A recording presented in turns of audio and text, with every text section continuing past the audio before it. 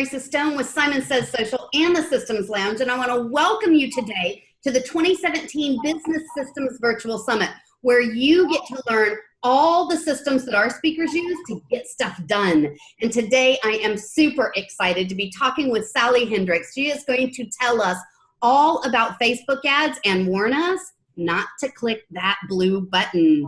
So listen up, guys. As a keynote speaker and a social media examiner contributor and founder of Social Media Traffic School, Sally specializes in targeted market research, marketing funnels, digital courses, and cutting-edge Facebook advertising campaigns. She resides in Nashville, Tennessee, with her husband, Robert, 3 red-haired teenage daughters that are absolutely adorable, a golden retriever, and a Persian cat. And they are the first official pioneering family of 5 to take on downtown living in one of the fastest growing cities in the U.S. But let me tell you what else Sally does. With 25 years as an actuarial statistician, did I pronounce that correctly? Yes. Sally has been turning statistics into stories for years. Getting to the real meaning behind those numbers is her forte. These stories help her clients to maximize marketing efforts so they can be more effective and impact their audiences. People tell her all the time that working with her helps them to finally understand these complex concepts hidden inside all those numbers. She's like that one amazing math teacher that helps her student make that critical breakthrough at that crucial moment. After working with solopreneurs and small businesses to help them plan social media marketing strategies, Sally began working with medium and large size companies to create strategic marketing plans and train their marketing departments to carry out these company objectives. Her methods are used to successfully increase the return on investment with innovative digital marketing strategies in a world where those traditional marketing tactics are plummeting. And today, Sally is going to guide you in learning what you need to know about avoiding that blue button. Sally, welcome to the 2017 Business Systems Virtual Summit. I'm so excited to have you here. Thank you, Marisa. It's been a while since we've been able to talk, but I'm so glad that we've reconnected for this. Me too. Me too. Guys, you have to know that Sally and I have worked together before, and let me tell you what, she is the sharpest person I think I know in the virtual space. So I'm so excited to have her here today. Well, thank you. Sally, let's talk about this blue button. What in the world is that anyway? It's this very enticing, attractive button that you want to click so badly because you think you're ready to run Facebook ads, but you're probably not. Ouch. Yeah. So, okay, what is a Facebook ad and why should entrepreneurs be concerned with adding them to their marketing strategies? Well, Facebook is a free platform. It's been around for, a decade now, something like that. And people have been using it to promote their businesses on their Facebook pages. And that was pretty easy in the beginning because they didn't really have their model quite together yet. And they didn't really have the audience quite together yet or know how to deliver that information. However, the people who got in, the early adopters, they did really well with putting that together, very quickly in ramping up their followers and all of that. And everybody saw their engagement, everything that they put out there, people would click on it and like it and comment and share it. And people just rose so quickly. But those days are over because Facebook needed to get to a point to make money. Right. These days, Facebook posts on a business page only get approximately 1 or 2, maybe 3% gets actually sent out to the news feeds. And so in order to be able to reach the people that you need to reach, you have to put a little money behind that and reach those followers. But the mistake that people make is that the people who like their pages may not necessarily be the perfect people to get that information. And there's a lot of strategy behind finding the right ones. Right, right. So is there ever a time when we should click that blue button? Yeah, absolutely. Once you've got everything set up in the back end office of Facebook, it's called Ads Manager or Power Editor, then you can absolutely hit the blue button because you've already got a system in place. Every time I get online to take a look at that for somebody, they go, where did you just go? And I was like, oh, well, I'm in your ads manager. And they're like, what is that? And I'm like, it's the engine that makes your Facebook ads run. Right. So what types of Facebook ads are there, and which ads perform the best? Like if I were trying to come up with my campaign, where in the world would I start? Honestly, the first place that you have to start is on the very left-hand side of the page when you get started. Just like reading a book, anything you do left to right, unless you're in Japan, which I hear they read like backwards and upside down and all kinds of things. So you start left to right, and it's brand awareness and reach are the first two types of ads that you can do. Basically, you're putting stories and content out there to get people to actually know that you exist. Mm-hmm. One of the things that I like to equate it to is you're walking down the street, you just got to a new city, you're looking for a place to eat, or you're looking for a place to shop. What do you have to do? First, you have to become aware of what's around you. Yes. Now, this is the other way around in that you're reaching out as a business to find the people who want to come to you. It's a brand awareness campaign in that you're just sticking a billboard out there. You've got a flyer on the sidewalk. You've got a sign up in front of your door. Otherwise, people don't even know you exist, and they may not necessarily walk your way. So that's what brand awareness is. Mm-hmm. So I've heard of ads that use images, carousel ads, video ads, ads that you can do inside Messenger. Like there's all these different types of ads.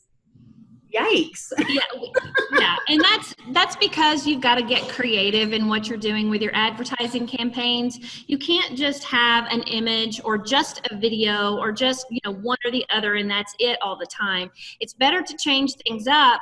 However, there is a track record with knowing how to lay that out. And I think the very first thing that you can do is to put out short videos that give very compelling tips to the right audience. And that's a brand awareness type of thing. It's very inexpensive to run those. You're just looking for engagement, just for people to actually watch the video, stop. You need that scroll stopping thing going on so that people actually stop in their news feed to look at you. Right. So when you think about, I always think when I create things, I think in terms of design elements. If you're thinking about creating Facebook ads, what are some of those design elements that are going to stop the scroll? Obviously, video is going to capture people's attention. Right. But sometimes just talking like this right here, it's not really enough to get people to stop. Right. Maybe switching out, like putting some sort of flyer in front of it, having the captions put on there, which you can do from within Facebook, or you can upload your own SRT file to be able to have the captions run across the screen, because a lot of people are not going to hit the button to make the sound come on. Right. Which is huge because most people are looking through their mobile phones these days, and you want to be able to get them to see, maybe even if you have something that just kind of flashes in there or something really compelling in the first few seconds. One of the things that people make the mistake of doing is that they think that people are watching their videos because Facebook tells you, oh, you had 2,000 views. Well, guess what? Those are 2,000 3-second views. Right. That's nothing. I mean, it's something, but it's nothing really. Basically, the amount of time it takes to scroll down the page. Right. It was just the amount of time it took you to go click the channel off. Right. Something else, okay? And so if you want to look at your statistics on these ads, get into the back office, the ads manager, the power editor, whichever it is you want to do, and look at the 10-second views, and then look at the 25% mark, the 50, 75, 95, and then all the way through, because the ones who watch all the way through are going to be the ones that are the most interested in what you were putting out there. Right. That totally makes sense. So let's talk about conversion rates for a minute. I hear that those are kind of all over the place. I hear that, a couple of pennies on the click is good. I hear that $1 on a click is good. I hear that several bucks on a click is good. Where in the world should you be? Honestly, it depends. Of course it does. You cannot. Hey guys, this is why I love her. You cannot name one amount for any particular business, industry, or even campaign or multiple campaigns for the same outcome. You really have to look at, well, right now, what is my goal? Is my goal to get leads, which is the second step after doing brand awareness? If my goal is to get leads, then I want to look at the engagement, the website traffic, what's going on there. And I want to be able to get people in the door for a decent amount of money. Right.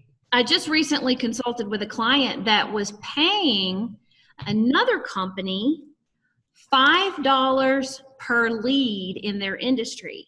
And I was like, I think I can get that for $1, but I wasn't going to say $1. I was thinking, well, I'll beat it and I'll get them to you for $4, know?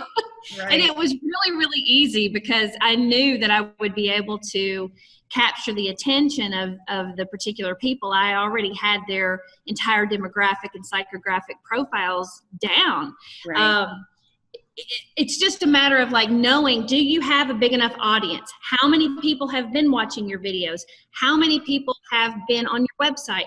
How many people have engaged with your Facebook posts in the past? Right. How many people are on your email list already? All of those things contribute to making your ads actually get better conversions later on if you use the information you have to optimize it. Right. And that's what we're going to talk a little bit more about later on. But before we go there, let's talk about this pixel. Tell me, what in the world is a pixel and what do I do with it? Because in my world, it's a little bitty blip on the screen that gives me some color in an image. Well, it gives you color in an image, and I like to call it the pixel fairy, kind of like a little Tinkerbell. Floating around on your website, and whenever somebody actually passes by, then they've spotted Tinkerbell. I love that explanation.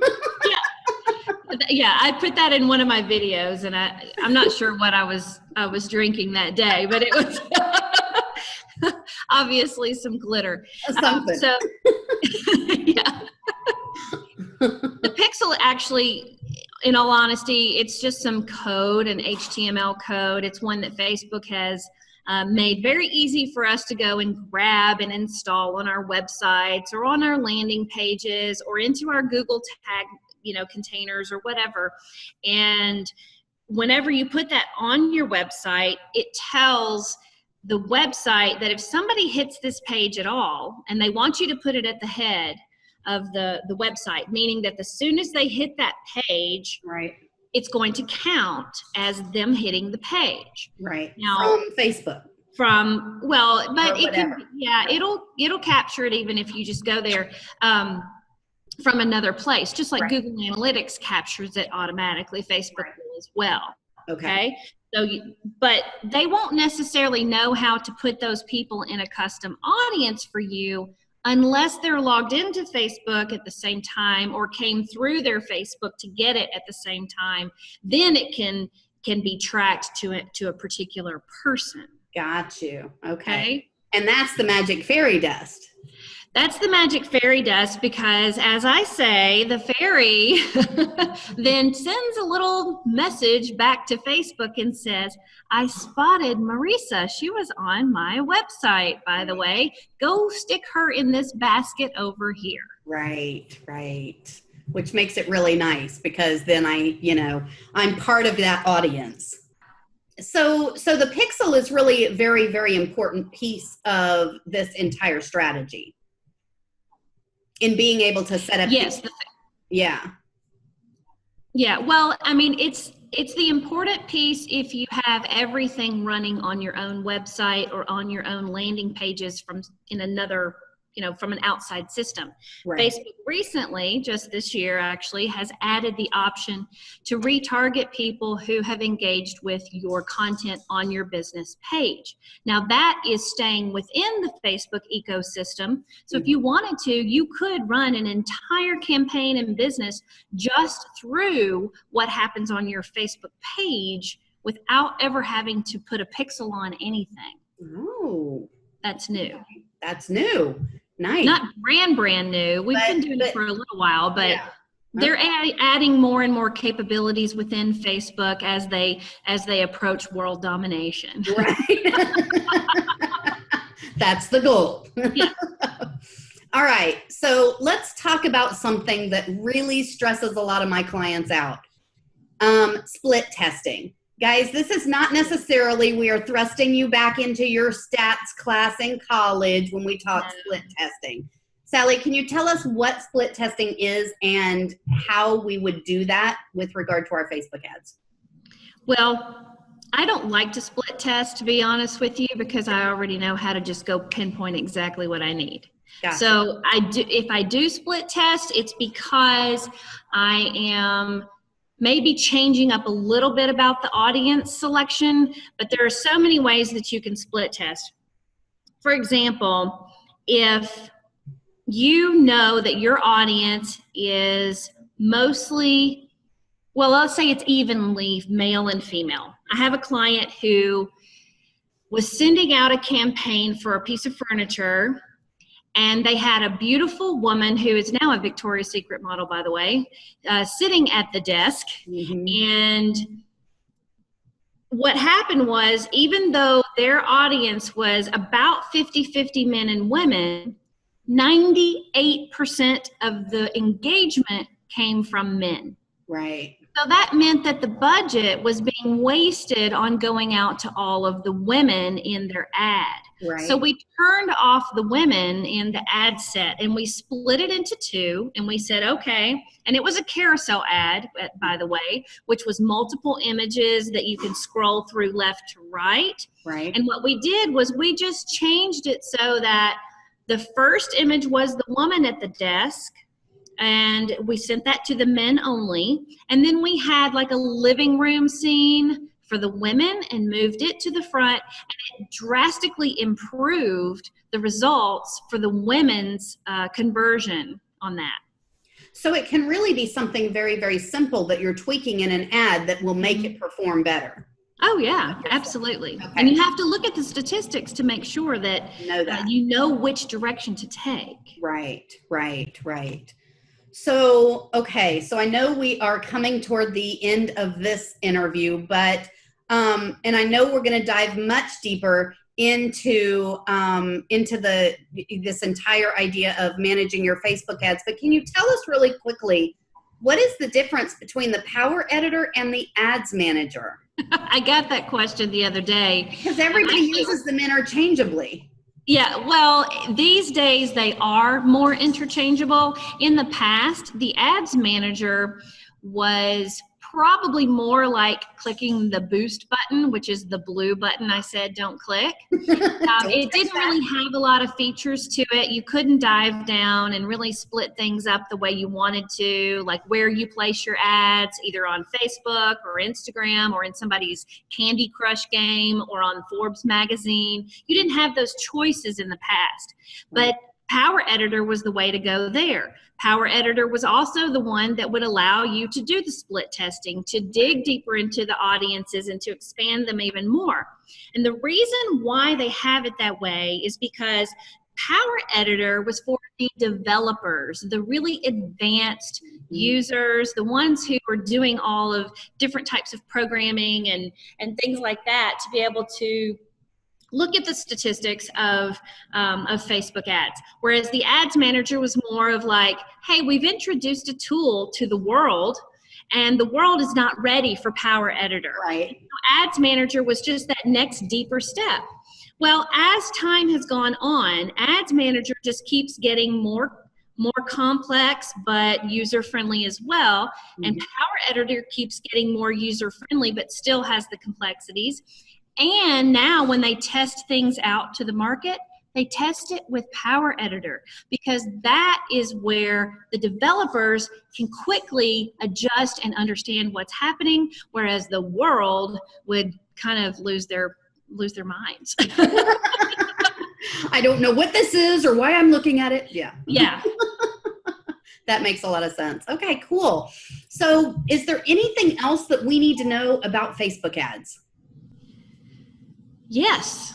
In fact, there's a lot. Yeah, there is a lot. In fact, though, what's happening is, in fact, it just happened in the last couple of weeks. Home Messenger ads are now available. And as Facebook is adding more and more features, what they're doing is they are eliminating a lot of the softwares and things out there that are trying to make money on the fact that people are using Facebook. What's happened is Home Messenger ads mean that you can choose a cold traffic audience and you can send ads to their messengers. Right. You don't have to already be connected to those people, which was the restriction before.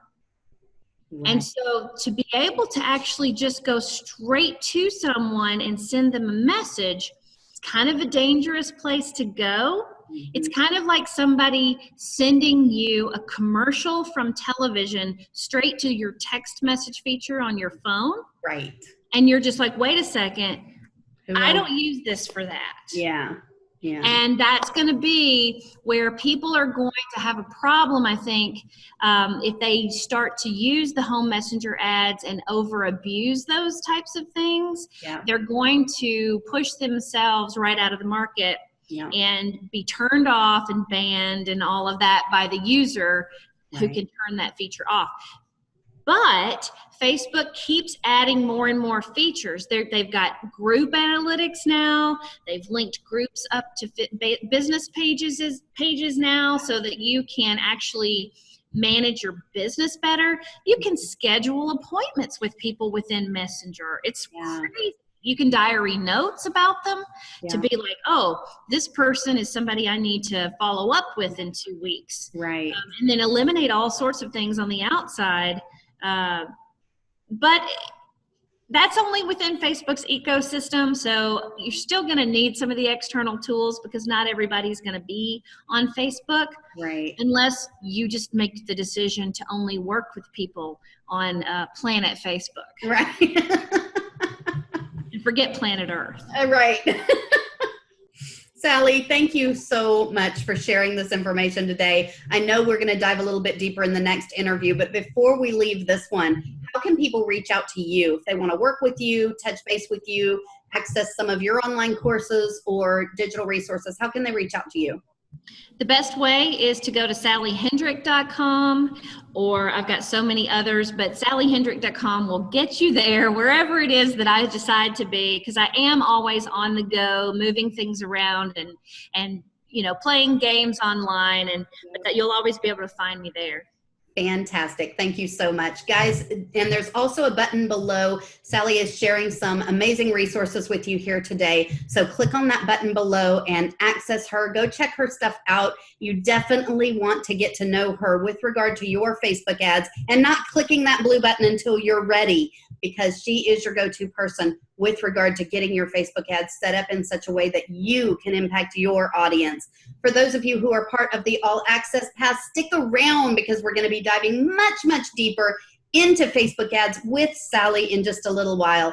Thanks everyone for being a part of the 2017 Business Systems Virtual Summit. We will see you in the next interview. Bye everyone.